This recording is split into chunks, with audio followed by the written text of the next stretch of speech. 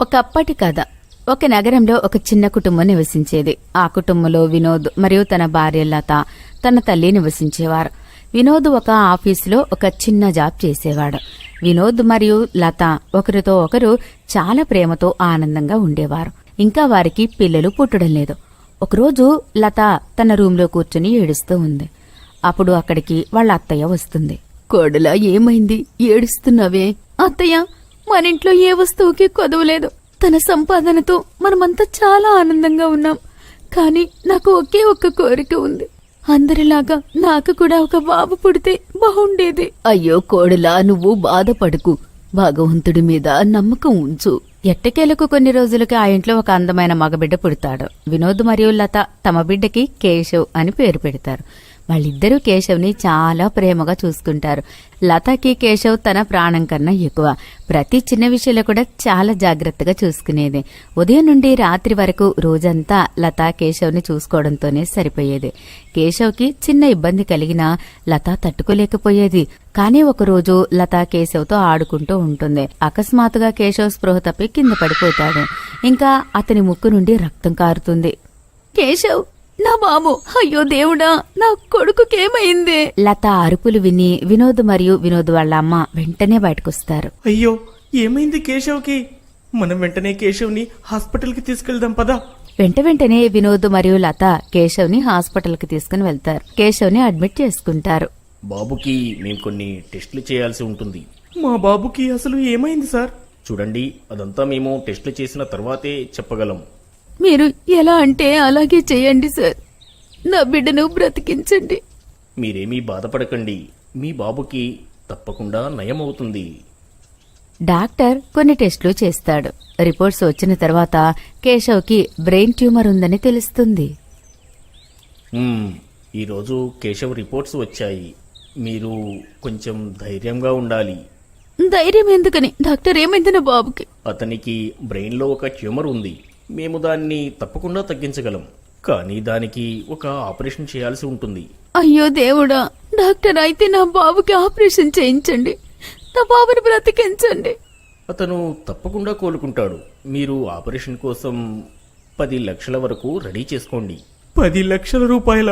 మా దగ్గర కనీసం 50,000 కూడా లేవు డాక్టర్. మీరు త్వరగా డబ్బులు రెడీ చేసుకోండి. ఎందుకంటే ఈ ఆపరేషన్ని ఎంత త్వరగా చేస్తే అంత బెటర్. డిశ్చార్జ్ చేస్తారు. వినోద్ మరియు లత కేశవ్ని ఇంటికి తీసుకెళ్తారు. పాపం లత ఏడ్చి దారుణంగా బలహీనంగా అవుతుంది. ఆమె రోజంతా ఏమీ తినకుండా తాగకుండా కేవలం కేశవ్ని చూస్తూ ఏడుస్తూనే ఉంటుంది. ఒకరోజు రాత్రి చాలా భయంగా ఉండడంతో లత ఇంట్లో నుంచి కాస్త బయటకెళ్తుంది. బయట చాలా చీకటిగా ఉంటుంది. లత కాస్త స్వచ్ఛమైన గాలి కోసం ఇంకొంచెం ముందుకు నడుస్తుంది. ఒక రావి చెట్టు కింద కూర్చుంటుంది. కాసేపటి తర్వాత ఆమెకి మళ్లీ కేశవ్ ఆపరేషన్ గుర్తుకొస్తుంది. అయ్యో దేవుడా, నేనేం చెయ్యను? నా బాబు లేడంటే నేను చనిపోతాను. లత కూర్చుని ఏడుస్తున్న చెట్టుపైనే ఒక దెయ్యం నివసిస్తూ ఉండేది. ఆ దెయ్యం ఆ చెట్టుపై కూర్చుని లత ఏడుస్తూ ఉండడం గమనిస్తుంది. ఈమెంటి పిచ్చిదానిలా ఏడుస్తూ నన్ను డిస్టర్బ్ చేస్తోంది? ఈమె ప్రాణం మీద ఈమెకి ప్రేమ లేదనుకుంటాను. ఇంకా అలాగే ఏడుస్తూ ఉంటుంది.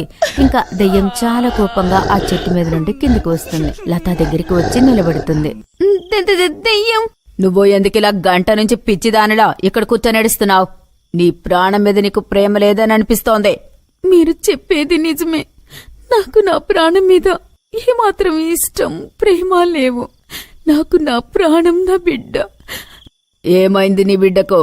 వాడి బ్రెయిన్ లో ఏదో ప్రాబ్లం ఉంది. ఆపరేషన్ చెయ్యాలి.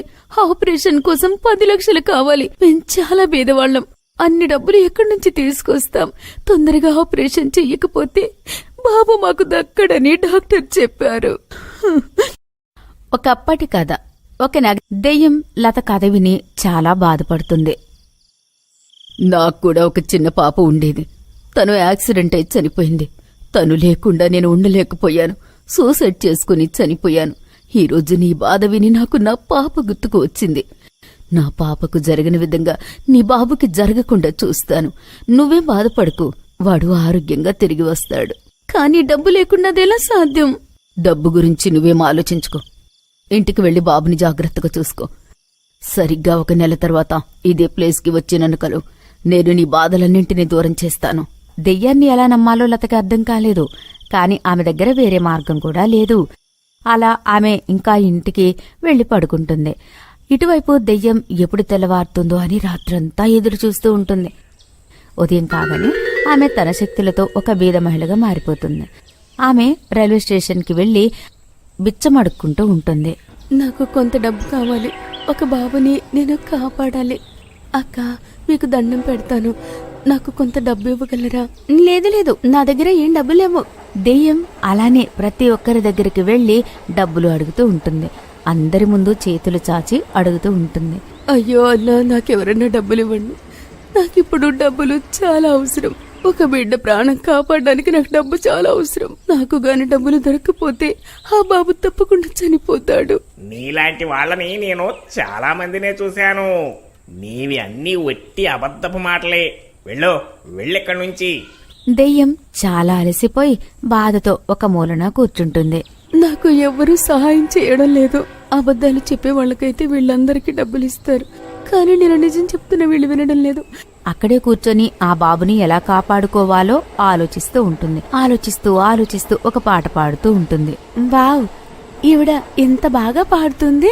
ఆమె తన పర్సులో నుంచి 50 రూపాయలు దెయ్యానికి ఇస్తుంది. దెయ్యం చాలా ఆనందపడుతుంది. నువ్వు పాట చాలా బాగా పాడుతున్నావు. ఇదిగో డబ్బులు నీ పాట కోసం. దెయ్యానికి తమ పాటలు పాడితే జనాలు తనకి డబ్బులిచ్చి తనకు సాయం చేస్తారని అర్థమవుతుంది. ఇంకా తన పాటలు పాడడం స్టార్ట్ చేస్తుంది. ఒక్కొక్కరిగా అందరి దగ్గరికి వెళ్తుంది. అందరికీ ఆ దెయ్యం వాయిస్ చాలా బాగా అనిపిస్తుంది. అందరూ ఆమెకు బాగా డబ్బులిస్తారు. దెయ్యం దగ్గర మెల్లిమెల్లిగా తన 2 చేతుల నిండుగా డబ్బు జమ అవుతుంది. తన డబ్బును దాచి ఉంచుతుంది. మెల్లిమెల్లిగా తన చీర కొంగు కూడా డబ్బుతో నిండిపోతుంది. దెయ్యం చాలా సంతోషిస్తుంది. రాత్రి కాగానే డబ్బు తీసుకుని అక్కడి నుంచి వెళ్లిపోతుంది. ఆ తర్వాత ఆమె ఉండే చెట్టు దగ్గరికి వెళ్లి చెట్టు కింద కూర్చొని డబ్బులు లెక్క పెడుతుంది. చాలా డబ్బులు జమ అయ్యాయి. కాని ఆవిడ బిడ్డ ప్రాణాల్ని కాపాడడానికి ఈ డబ్బు అయితే సరిపోదు. ఇంక నేను చాలా డబ్బులు జమ చేయాల్సి ఉంటుంది. తప్పకుండా రేపు తొందరగా నేను పొద్దున లేచి మళ్లీ రేపు రైల్వే స్టేషన్కి వచ్చి అడుక్కుంటాను. మరుసటి రోజు ఆ దెయ్యం మళ్లీ ఒక యువతిలాగా మారి పాటలు పాడుతూ యాచిస్తూ ఉంటుంది. తర్వాత రాత్రి అవగానే చెట్టు దగ్గరికొచ్చి డబ్బులు లెక్క పెడుతుంది. కాని ఇంకా ట్రీట్మెంట్కి సరిపడా డబ్బు జమ అవలేదు. అలా చివరికి 1 నెల గడిచిపోతుంది. అలా ఆమె యాచించి డబ్బులు మొత్తం రెడీ చేస్తుంది. చివరికి నా దగ్గర కావలసిన డబ్బంతా జమైంది. ఈ రోజు ఆవిడ వస్తుంది. ఈ డబ్బు చూసి చాలా ఆనందపడుతుంది. ఆ రోజు రానే వస్తుంది. వినోద్ పడుకుని ఉంటాడు. ఆ రోజు దెయ్యం దగ్గరికి వెళ్లాల్సి ఉందని లతాకి గుర్తుకొస్తుంది. ఆమె మెల్లగా లేచి ఆ చెట్టు దగ్గరికి దెయ్యం ఉండే చోటుకెళ్తుంది. అక్కడే చెట్టు కింద కూర్చుని దెయ్యం కోసం ఎదురు చూస్తూ ఉంటుంది. అప్పుడు దెయ్యం అక్కడికి వస్తుంది. నేను చాలాసేపటి నుంచి నీకోసం ఎదురు చూస్తున్నా. నువ్విప్పుడే వచ్చావు. నేను వద్దామనుకున్నా. నా దగ్గర ఇంకో మార్గం లేదు. నా ఆఖరి ఆశ నువ్వే. కానీ నీకు ఇంత డబ్బు ఎక్కడ దొరికింది? ఆమె దాచి ఉంచిన డబ్బునంతా తీసి లతకి ఇస్తుంది. ఇంత డబ్బు ఎలా సంపాదించగలిగావు? నేను రైల్వే స్టేషన్లో పాటలు పాడాను. అందుకోసం జనాలు నాకు డబ్బులిచ్చారు. వెళ్ళు, త్వరగా వెళ్ళి నీ బిడ్డ ప్రాణాలు కాపాడుకో. వెళ్ళు. నీకు చాలా చాలా ధన్యవాదాలు. నువ్వు చేసిన ఈ సహాయం నేనెప్పటికీ మర్చిపోను. వర్షకు ఈరోజు అత్తగారింట్లో మొదటి రోజు. వర్ష భావన కాళ్ళని మొక్కడానికి వెళ్తే, ఓహ్, వాట్ ఈస్ దిస్? ఇదేంటి? ఏ కాలంలో బ్రతుకుతున్నాను? ఈ కాలంలో ఎవరైనా కాళ్ళు మొక్కుతారా? ఇది మోడ్రన్ కాలం. హాయ్, హలో అంటూ హగ్ చేసుకునే కాలం. హో, ఈ తెలివిలేనిది ఎక్కడిదో. అక్కడే కూర్చున్న భావన భర్త రాజేష్ పగలబడి నవ్వుతాడు.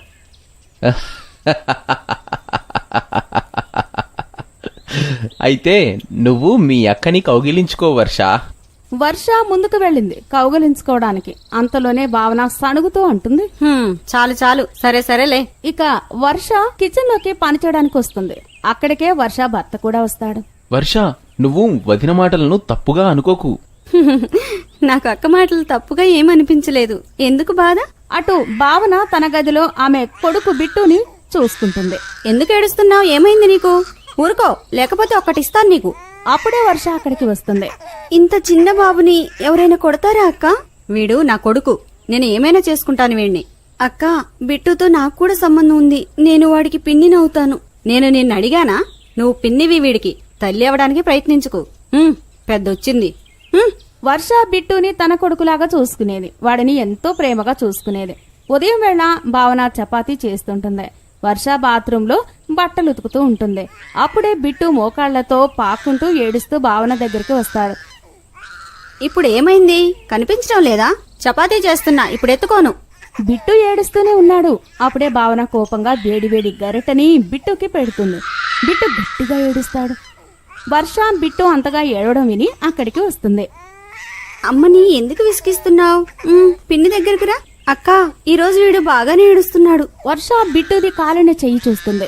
అక్క, నువ్వు బిట్టు చేయి కాల్చావా? ఇంత చిన్న పిల్లవాడితో ఎవరైనా ఇలా చేస్తారా? మీరు ఇది అస్సలు చేసి ఉండకూడదు. వర్ష బిట్టుని తన గదిలోకి తీసుకెళ్తుంది. నా బంగారు తండ్రికి దెబ్బ తగిలిందా? ఇప్పుడే మనం ఈ గాయానికి మందు రుద్దుదాం. ఇక ఆ గాయం మానిపోతుంది. అప్పుడే గదిలోకి అమిత్ వస్తాడు. ఏమైంది వర్ష? బిట్టు అంతగా ఎందుకు ఏడుస్తున్నాడు? ముందు మీరు నాకు ఒక విషయం చెప్పండి. నేను చూశాను, అక్క బిట్టుని కాస్త కూడా ఇష్టపడదు. ఇంకా అసలు పట్టించుకోదు. వర్ష, వదిన మనస్తత్వం కాస్త వేరుగా ఉంటుంది. ఆమెకు నువ్వైతే అస్సలే నచ్చవు. వదిన అయితే తన అత్త కూతురితో పెళ్లి జరిపించాలనుకుంది. కానీ నాకు నువ్వు నచ్చావు. అందుకే నీ పైన కోపాన్ని ఆమె బిట్టు పైన చూపిస్తుంది.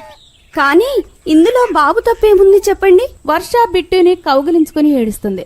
ఒకరోజు భావన బిట్టుని మిద్దె పైన తిప్పుతోంది. అంతలోనే భావన స్నేహితురాలి ఫోన్ వస్తుంది. ఇక భావన ఎంతో సంతోషిస్తుంది. భావన ఫోన్లో మాట్లాడుతూ ఎంత బిజీ అయిపోయింది అంటే ఆమె చూడనే లేదు. బిట్టు మిడ్ పైన కార్నర్ కి వెళ్లిపోయింది. వర్ష మిద్దె పైన బట్టలు ఆరేయడానికి వస్తుంది. అది చూసి అరుస్తుంటుంది. బిట్టు! ఎలాగైతే ఆమె బిట్టుని పట్టుకుంటుందో భావన ఆమెని చూస్తుంది. ఇక వర్షకు కాలు అడ్డుగా పెట్టి మిద్దె పైనుంచి కిందకు పడేలా చేస్తుంది. వర్ష కింద పడిపోగానే చనిపోతుంది. ఇక అప్పుడే ఒక దెయ్యంగా మారిపోతుంది. చప్పుడు విని రాజీవ్ ఇంకా అమిత్ బయటకు వస్తారు. వర్ష, అది నీకేమైంది? నువ్వు నన్ను వదిలేసి వెళ్ళిపోవద్దు. నువ్వు వెళ్ళిపోవద్దు వర్ష.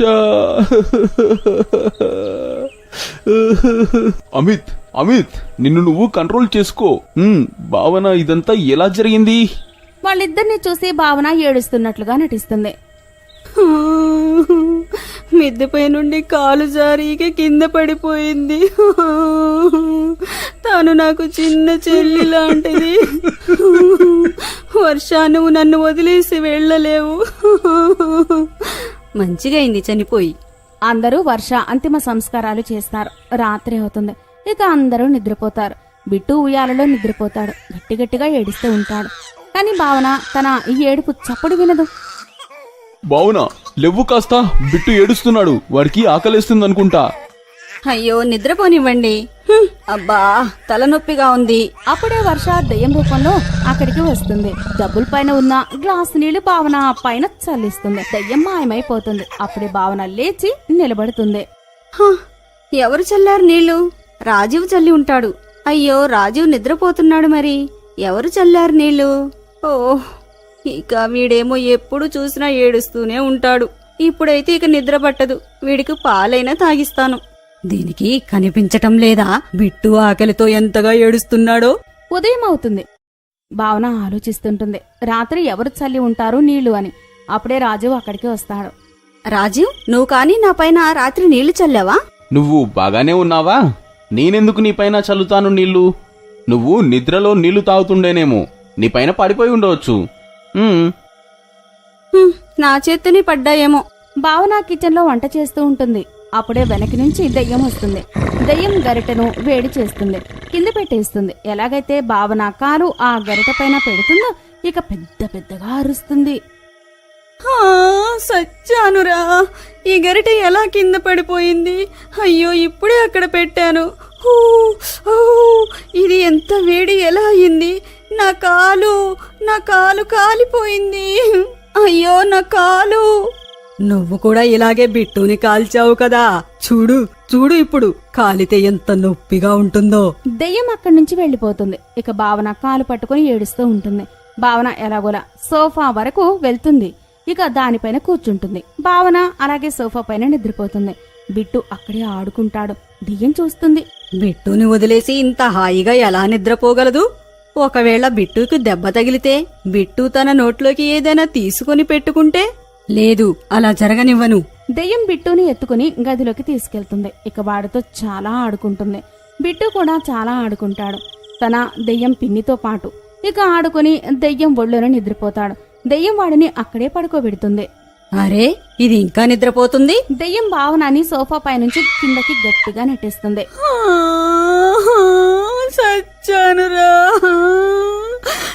అయ్యో, ఎవరు నన్ను పడేశారు? ఎవరు? భావన లేచి అటు ఇటు చూస్తుంది, కానీ అక్కడ ఎవరు ఉండరు. ఎవరో నన్ను గట్టిగా నెట్టేశారు. అప్పుడే భావనకు గుర్తుకొస్తుంది బిట్టు గురించి. బిట్టు, బాబు ఎక్కడున్నావు? ఈ బిట్టు ఎక్కడికి వెళ్ళిపోయాడు? అయ్యో బిట్టు, ఇక్కడ బెడ్ పైన నిద్రపోయాడే. ఎక్కడున్నాడు? ఇంత పైకి వీడైతే ఎక్కలేడు. ఎవరు పైకెక్కించారు వీడిని? అమిత్ ఇంకా రాజీవ్ ఆఫీస్ నుంచి ఇంటికి వస్తారు. ఇక అందరూ టేబుల్ పైన కూర్చొని భోజనం చేస్తుంటారు. అమిత్ బిట్టుని టేబుల్ పైన కూర్చోబెడతాడు. ఇక అప్పుడే బిట్టు చెయ్యి తగిలి భోజనమంతా కింద పడేస్తాడు. ఈ పిల్లాన్ని ఏం చేయాలి నేను? భోజనమంతా పడేశాడు చూడు. ఇక భావన బిట్టుని కొడుతుంది. అప్పుడే దెయ్యం భావన ముందుకు వస్తుంది. ఇక భావనని గట్టిగా ఒక చెంపదెబ్బ కొడుతుంది. దెయ్యం! ఏయ్, గుర్తుపట్టలేదా? నేను దెయ్యం కాదు, వర్షాని. వర్ష, నువ్వా? నువ్వు దెయ్యం? వర్ష, నువ్వు దయ్యమా? అవును వర్ష, చెప్పవా, నువ్వు దయ్యంగా ఎలా మారిపోయావు? నిన్ను మేము అన్ని రకాల పద్ధతుల్లోనే మేము దహన సంస్కారాలు చేశాము. ఆ తర్వాత కూడా నువ్వు... అవును బావుగారు, నేనిక్కడికి కేవలం బిట్టు కొరకే ఇలా ఇక్కడికి వచ్చాను. నాకు బిట్టు అంటే చాలా ఇష్టం. నేను పిన్నిగా మారి కాదు, ఒక తల్లిలో వాడిని చూసుకున్నాను. కానీ అక్క... అంతే చెప్పి దెయ్యం చాలా ఏడుస్తుంది. వర్ష నువ్వు ఏడవకు. చెప్పు, ఏం జరిగిందో? వదిన ఏం చేసిందో? భావన భయపడిపోతుంది. ఇది నా బండారాన్ని బయట పెడుతుందేమో అని, తనని మిద్దెపై నుంచి అని. వర్ష, నా ప్రియమైన చెల్లి, నిన్ను బిట్టు చాలా గుర్తు చేస్తాడు తల్లి. నువ్వు నన్ను చెల్లి అనకు. నువ్వు ఎప్పుడు తల్లి ప్రేమ ఇవ్వలేదు, వాడి ఆలన పాలన చూసుకోలేదు. పైగా చిన్న పిల్లవాడిపైనే చెయ్యెత్తుతావు. ఆ రోజు నువ్వు మిద్దెపైకి వెళ్ళావు, బిట్టుని తీసుకొని ఇక బిట్టుని కింద దింపి ఫోన్లో మాట్లాడుతున్నావు. ఫోన్లో ఎంతగా మునిగిపోయావంటే నీకు బిట్టు వైపు కొంచెం కూడా ధ్యాసే లేదు. వాడి మిద్దెపైన కార్నర్కి వెళ్ళిపోయాడు. ఒకవేళ నేను సమయానికి వచ్చి వాడిని పట్టుకోకపోతే వాడు కింద పడిపోయేవాడు. ఇక నువ్వేం చేశావు? నన్ను నీ కాలు అడ్డుపెట్టి నన్ను కింద పడేశావు.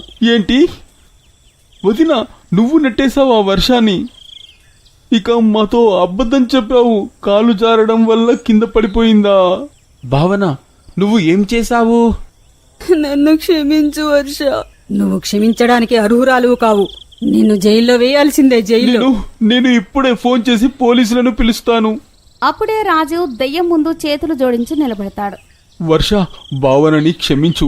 అమిత్ కు చెప్పు పోలీసులని పిలవద్దు అని. ఒకవేళ భావనను పోలీసులు పట్టుకుపోతే బిట్టు ఏమవుతాడు? బిట్టు అమాయకమైన ముఖాన్ని చూసి దెయ్యానికి జాలి కలుగుతుంది. అలాగే, పోలీసులకు ఏం చెప్పను. కానీ భావన ప్రమాణం చేయాలి. ఆమె ఇంకెప్పుడు బిట్టును కొట్టనని ప్రమాణం చేయాలి. ఈ ఒక్కసారికి నన్ను క్షమించు. ఇక దెయ్యం అక్కడి నుంచి మాయమైపోతుంది.